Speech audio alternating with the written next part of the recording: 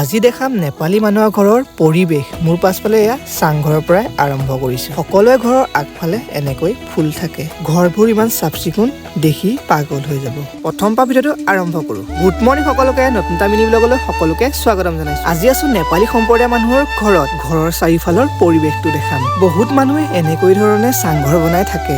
এওঁলোকৰ ঘৰৰ আগফালে এটা এটা তুলসী ভেটি থাকেই আৰু ধুনীয়াকৈ সজাই থয় আৰু পূজা কৰে।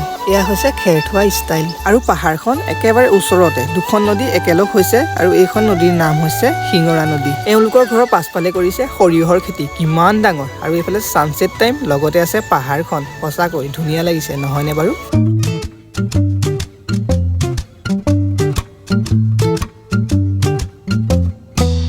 বিশেষ কথাটো হৈছে নিব আহিছিলো ৰঙা আলু। এয়া চাওকচোন কিমান প্ৰকাণ্ড প্ৰকাণ্ড ৰঙা আলু। বাৰু তেন্তে আজিলৈ মিনি ব্লগটো ইমানতে সামৰণি মাৰিছো। আজিৰ ভিডিঅ'টো কেনেকুৱা পালে কমেণ্ট এটা কৰি থৈ যাব।